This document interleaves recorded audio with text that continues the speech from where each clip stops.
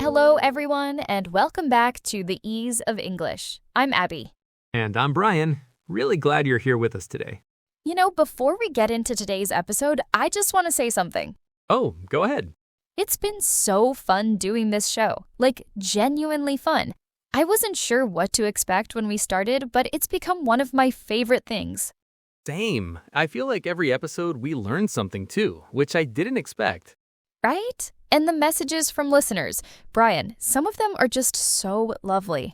They really are. We've heard from people in so many different countries.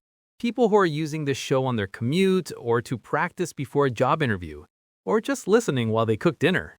That one made me smile. That's honestly one of the nicest things I've ever heard. And a few people have written to say that the show helped them have a real conversation in English for the first time, actually use the language with a real person. That's why we do it. That's the whole point. Exactly. So if you're one of those listeners, thank you. Thank you for trusting us with your time and your learning. It really does mean a lot. It means everything, honestly. Okay, and on that note, let's make this episode worth your time. Let's do it. Today we are talking about something that comes up constantly in everyday life, asking for directions. This is such a practical one. Whether you're visiting a new city, exploring a new neighborhood, or just trying to find a building you've never been to before, you need to be able to ask how to get somewhere. And to understand the answer, which honestly can be the harder part. Oh, absolutely. Someone can give you perfect directions and you still walk away thinking, wait, was that left or right at the light? We've all been there. So today we're going to share 2 stories, one each, about real moments when we had to ask for directions in English. We'll slow things down, explain the language, and make sure you feel ready the next time you're standing on a street corner wondering where on earth you are. As always, just relax and listen. You don't need to catch every single word. Let the conversation come to you and the understanding will follow. All right, Brian, you go first today. Okay, so mine happened a few months ago.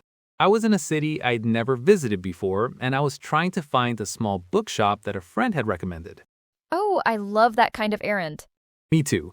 But I had looked at the map before I left the hotel. I thought I knew where I was going, and then I got completely turned around. Turned around. That's a great phrase. It means you got confused about which direction you were heading. Exactly. One street looked like another, and suddenly nothing matched the picture I had in my head. That feeling is the worst. It really is. So I stopped, took a breath, and looked around for someone to ask. There was a woman standing outside a small shop, arranging some flowers in a bucket. She looked friendly enough. Good instinct to find someone who's standing still rather than rushing past. Right, because if you ask someone who's clearly in a hurry, they might not have time to really help. Anyway, I walked over and said, "Excuse me, I'm sorry to bother you. Could you help me? I'm looking for a bookshop called Page & Spine. I think it's somewhere near here, but I've gotten a bit lost." That's a really good way to open. You apologized for interrupting, you explained what you were looking for, and you added that small admission of being lost. That last part actually helps because it sets up the conversation clearly. She smiled right away, which was a relief. She said, "Of course, Page & Spine. Yes, I know it. It's not too far." And then she started giving me directions. What did she say? She said, "Okay, so you're going to go straight ahead down this street. Stay on this side of the road. When you reach the traffic lights, turn left. You'll walk maybe 2 or 3 minutes and you'll pass a pharmacy on your right. Just after the pharmacy, there's a small side street. Turn right onto that street and the bookshop is about halfway down on the left. It has a green door. You can't miss it." That is a solid set of directions, very clear landmarks. I know, and she was really patient. She spoke at a good pace, not too fast. Did you understand it all the first time? Mostly, but I wasn't 100% sure about the side street part, so I said, "Sorry, just to make sure I've got that right, I turn left at the traffic lights, past the pharmacy, and then turn right onto a small street after that." You repeated it back to her. That is such a good habit. She confirmed it and added, "Yes, exactly. And if you reach a big square with a fountain, you've gone a little too far." That was helpful because it gave me a way to know if I'd made a mistake. A checkpoint almost, like a safety net. Exactly. I thanked her, she said, enjoy the bookshop, and off I went. And did you find it? I did. Green door and everything. She was spot on. Perfect. Okay, my story is a little more chaotic. Oh, I can't wait. So I was at a train station in a city I sort of knew, but not well. I'd been there a few times before, but I always got confused by the layout of the station. It's one of those big old stations with lots of different exits and platforms, and it all looks the same. Those stations are genuinely confusing, even if you know them well. They are, and I was in a hurry because I had about 15 minutes to get to a meeting nearby. So I came out of the wrong exit, realized immediately that the street I was looking at was not the one I needed, and started to panic a little. That low-level panic when you're late and lost is very real. Very real. So I spotted a man in a high-visibility vest near the station entrance. He looked like he worked there, or at least worked nearby. Good thinking. Someone in a uniform or work gear near a transit station usually knows the area. I went up to him and said, "Hi, excuse me, I'm looking for Clement Street. Do you know where that is? I'm a bit turned around." Short and direct. When you're in a hurry, that's the right call. He looked at me and said, "Clement Street." "Which end are you looking for, the north end or the south end?" Oh, that's a tricky follow-up question. I had no idea, honestly. I just had an address. So I said, "I'm looking for number 42. I'm not sure which end that would be." Reasonable answer. He thought for a second and said, "Okay, so you'll want to go back inside the station and take the east exit, not this one. Come out the east exit and Clement Street will be right in front of you. Number 42 should be just a short walk north, on your left."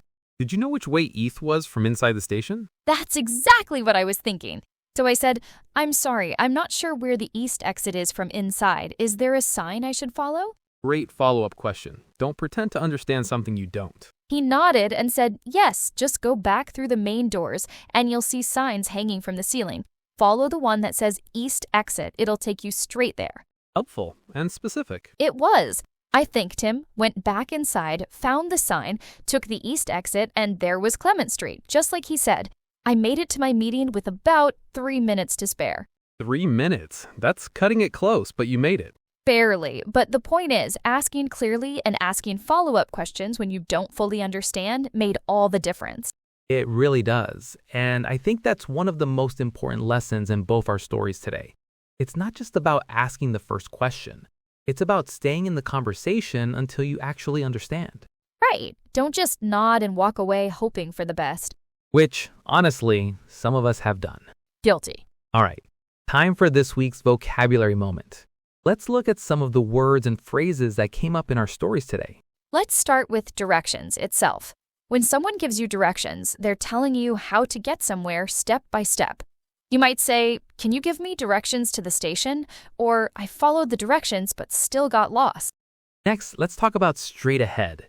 This means to keep going in the same direction you're already facing.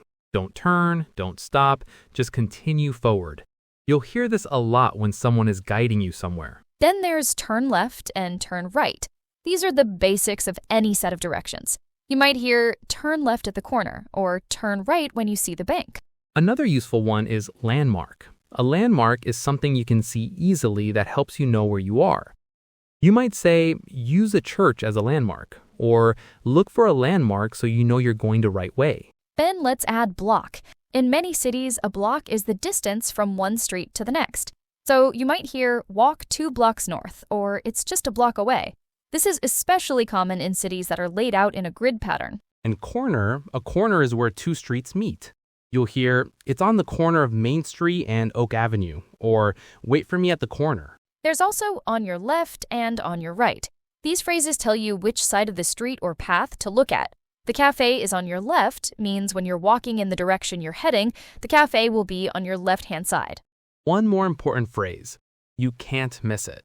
This is something people say to reassure you that something is very easy to spot. You can't miss it means it's obvious, it stands out, you won't accidentally walk past it. Let's say all of today's vocabulary together. Directions, straight ahead, turn left, turn right, landmark, block, corner, on your left, on your right, you can't miss it. We'll keep building on these in future episodes. Now, take a moment to think. Have you ever asked for directions in English? Or has someone given you directions that you found confusing? What made them easy or hard to follow? Just hold that thought for a few seconds. There's no rush. Now let's look at today's language nuance, and this one is really practical: how to check your understanding politely. This came up in both our stories today. I repeated the directions back to the woman to make sure he had them right. And I asked a follow-up question when I didn't understand which exit to take. Both of those are examples of what we call comprehension checking. It's when you pause the conversation to make sure you understood correctly before you move on. And in English, there are some very natural, polite ways to do this. The first one is, "Sorry, just to make sure I've got that right." Then you repeat back what you heard, like Brian did. This is gentle and polite. It shows you were listening, and it gives the other person a chance to correct any misunderstanding. Another one is, "Could you say that again, please?" Simple and direct. Most people are happy to repeat themselves, especially when they're helping you. There's also, "Sorry, I didn't quite follow that part. Did you say turn left or right at the lights?" This one is good because you're identifying exactly which part confused you, which makes it easier for the other person to help. And if you want to sound a little more conversational, you can say, "Wait, so I go past the pharmacy and then turn right. Is that right?" The "is that right" at the end is a very natural way to check. Let's hear a few examples side by side. The direct version versus the polite checking version. Direct. "I didn't understand." Polite checking version. "Sorry, could you say that last part again? I want to make sure I've got it." Direct. "Which way?" Polite checking version. "Just to confirm, I turn left at the corner, not right?" Direct. "I'm confused." Polite checking version. "I'm sorry, I got a little lost there. Could you go over that part one more time?" The polite versions aren't longer for no reason. They make the other person feel like their help is valued, and that makes them more likely to keep helping you. That's a really nice way to think about it. You're not just checking your own understanding, you're also keeping the relationship and the conversation warm. Exactly. Language is always about connection, not just information. So we've covered a lot today. 2 real stories about asking for directions. One in a quiet street outside a flower shop, one in a busy train station with a deadline looming. Both of us got where we needed to go, and both of us had to ask more than one question to get there. That's the lesson, isn't it? One question is rarely enough. Stay in the conversation. Keep asking until you feel confident. And don't be afraid to repeat the directions back. It feels a little awkward the first time you do it, but the other person almost always appreciates it.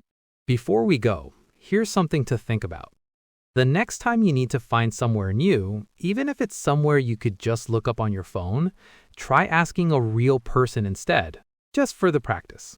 That is a great challenge because the phone will always be there, but those small real-world conversations are where the real learning happens. Exactly. A map can't teach you to say, "Sorry, I didn't quite catch that. Did you say turn left at the traffic lights?"